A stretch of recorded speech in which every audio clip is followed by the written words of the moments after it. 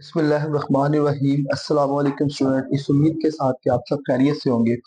अच्छा स्टूडेंट, आज की हमारा जो लेक्चर सीरीज का लेक्चर है वो लेक्चर नंबर 10 है और एक छोटा सा टॉपिक है मोशन अंडर ग्रेविटी। ये टॉपिक आप लोग एग्जाम में शॉर्ट क्वेश्चन और एमसीक्यूज के पॉइंट ऑफ व्यू से तैयार कर सकते हैं। पहली तो बात आप ये याद रखेंगे। दूसरी बात आप ये याद रखेंगे कि आपके पास इससे रिलेटेड एक एग्जाम्पल है जो आज ही के इस लेक्चर के अंदर हम साथ में डिस्कशन करेंगे। तो वो एग्जाम्पल जो सी है वो आप लोगों से न्यूमेरिकल्स में पूछी जा सकती है। सबसे पहले देखिएगा, मोशन अंडर ग्रेविटी में ग्रेविटी का कॉन्सेप्ट समझिएगा। स्टूडेंट, आप लोगों को पता है कि अर्थ एक फोर्स के साथ तमाम ऑब्जेक्ट्स को अपनी तरफ अट्रैक्ट करती है, जिसे हम क्या बोलते हैं, फोर्स ऑफ ग्रेविटी। तो आप फोर्स ऑफ ग्रेविटी को डिफाइन करेंगे। अर्थ अट्रैक्ट करती है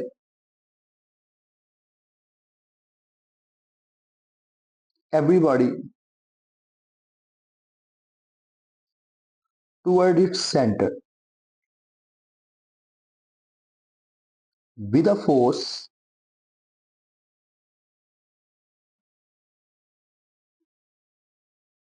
called gravity,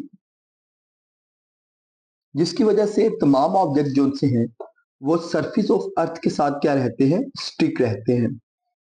अच्छा बेटा, गैलीलियो एक साइंटिस्ट है जिसने बाद में ये बोला कि जितनी तरह के ऑब्जेक्ट हैं, अगर वो अर्थ की ग्रेविटी की वजह से जमीन की तरफ गिरते हैं तो उनके ऊपर लगने वाली जो एक्सेलरेशन है वो क्या रहेगी, सेम रहेगी।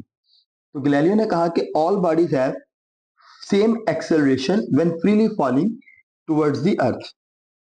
तो उसकी एक्सेलरेशन को हम नाम देंगे ग्रेविटेशनल एक्सेलरेशन।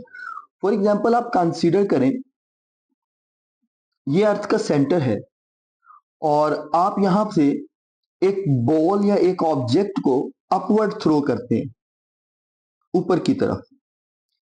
ये बॉल मैक्सिमम हाइट पर जाने के बाद क्या करेगी, यहां से वापस आएगी सेम सरफेस ऑफ अर्थ के लिए।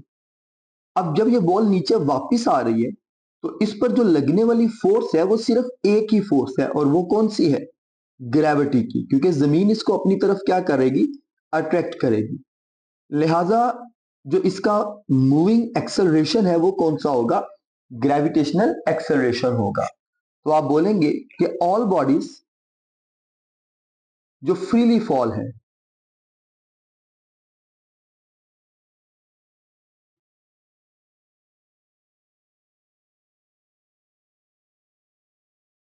Have same acceleration due to gravity. It is represented by G,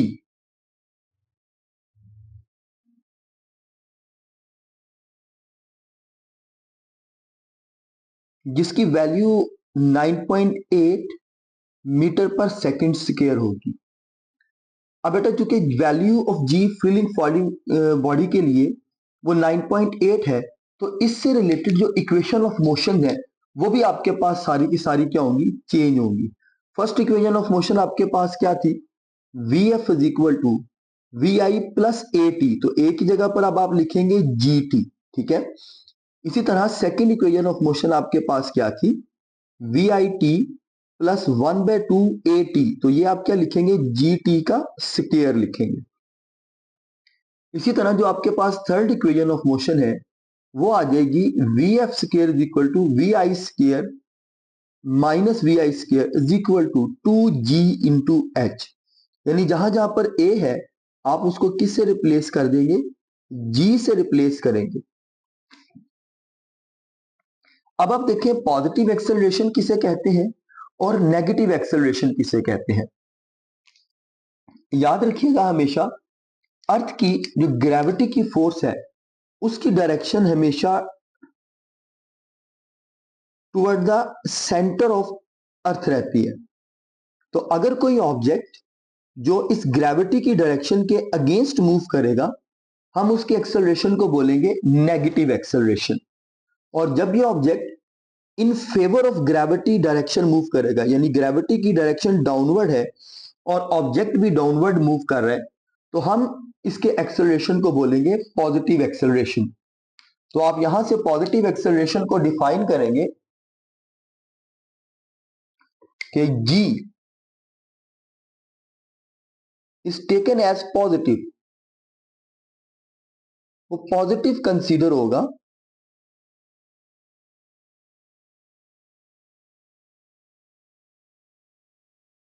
when an object is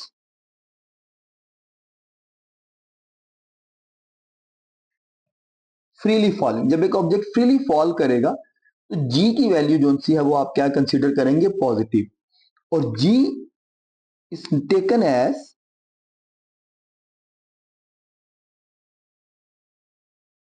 negative when an object is moving upward.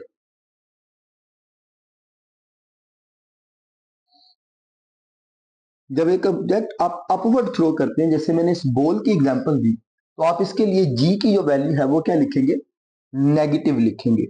तो ये की कॉन्सेप्ट्स हैं तीन जो आप लोगों ने इस टॉपिक के अंदर तैयार करने हैं।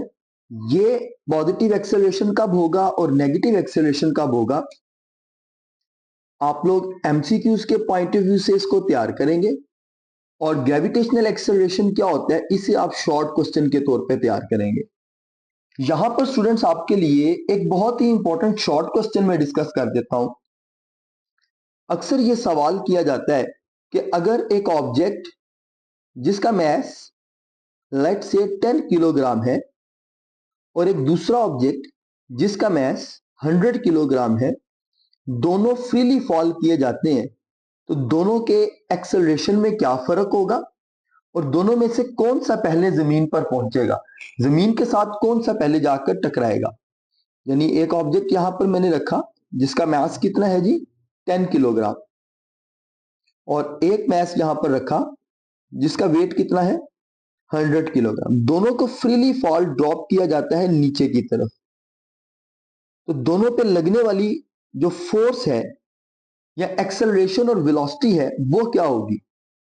तो दोनों का एक्सेलरेशन याद रखिएगा बेटा, इसका आंसर याद रखिएगा। दोनों का एक्सेलरेशन जो है वो ग्रेविटेशनल एक्सेलरेशन g सेम होगा।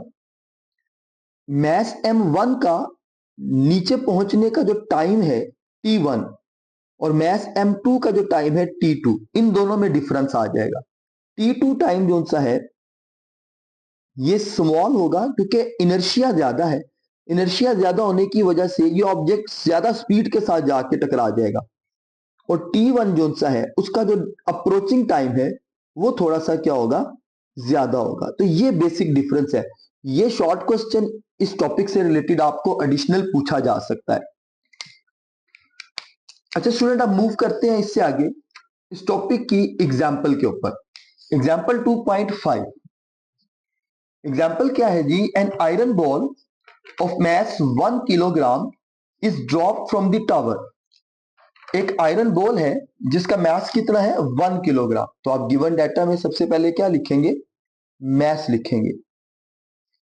आयरन ड्रॉप टावर से किया जाता है तो इसका मतलब है ये फ्रीली फॉल ऑब्जेक्ट है। किसी बिल्डिंग की हाइट से आप बॉल को ड्रॉप कर रहे हैं। Ball reaches the ground in time 3.34 second. पहला काम आपने क्या करना है, वेलोसिटी ऑफ अ बॉल मालूम करनी है vf। अब यहां पर याद रखिएगा, ये देखें बॉल को एक टावर से ड्रॉप किया गया है, तो जब किसी शख्स ने उस ऑब्जेक्ट को पकड़ा हुआ है तो इट मींस दैट कि उसकी इनिशियल वेलोसिटी कितनी है, 0 मीटर पर सेकेंड है। तो ए पार्ट में आपने इसके क्या करना है, फाइनल वेलोसिटी मालूम करनी है, और बी पार्ट में वो कहता है height of the tower calculate करें, यानी आपने उस बॉडी का कवर करदा डिस्प्लेसमेंट आपने क्या करना है, मालूम करना है। स्टूडेंट देखें ए पार्ट में सबसे पहले आप क्या करेंगे, vf is equal to V I plus A की जगह पर अब मैं क्या लिखूंगा, जी टी लिखूंगा, क्योंकि बॉडी मेरी क्या है, फ्रीली फॉल। तो मेरे पास मुझे ए का जो एक्सेलरेशन है वो क्या लिखना पड़ेगा, जी लिखना पड़ेगा। और अब मेरे पास देखें वी आई की वैल्यू कितनी है, 0। जी की वैल्यू 9.8 और टाइम मुझे गिवन है 3.34।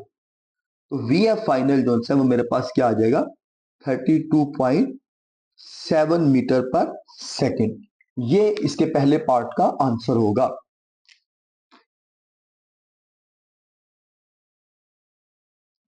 अब आपने इसके बी पार्ट में इसका डिस्प्लेसमेंट कवर मालूम करना है। तो अब सेकेंड इक्वेशन ऑफ मोशन को यूज करेंगे। थर्ड इक्वेशन ऑफ मोशन को V F square minus V I square is equal to 2GS। S को यहां आप एच से भी रिप्लेस कर सकते हैं क्योंकि हाइट है। वी एफ अब आपने कैलकुलेट कर ली हुई है, कितनी है वो आपके पास 32.7 है।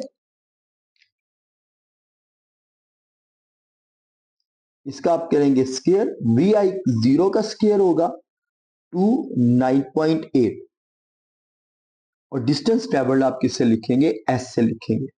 आप इसको एच से भी लिख सकते हैं क्योंकि हाइट की बात की है, तो कैलकुलेशन करके ये आंसर आपके पास आएगा 54.56 मीटर। तो ये स्टूडेंट आपके पास दो पार्ट है इस एग्जाम्पल के। दोनों के अंदर आपने कौन सी वैल्यू इस्तेमाल की है, जी की वैल्यू को आपने इस्तेमाल किया है। अब बॉडी क्योंकि हाइट से नीचे की तरफ ड्रॉप हो रही थी इस तरह से, तो जो जी की वैल्यू है वो आपने क्या ली, पॉजिटिव ली है दोनों इक्वेशंस के अंदर। अगर ये वैल्यू इस तरह से कहा जाए कि अपवर्ड बॉडी मूव कर रही है, तो जी की वैल्यू आप कौन सी कंसीडर करेंगे, आप जी की वैल्यू नेगेटिव कंसीडर करेंगे। आज का जो लेक्चर है वो हमारा यहाँ पर कंप्लीट होता है। हमारा नेक्स्ट आने वाला जो लेक्चर है वो इंशाल्लाह प्रोजेक्टाइल मोशन का होगा, जो एक बहुत इंपॉर्टेंट लॉन्ग क्वेश्चन है।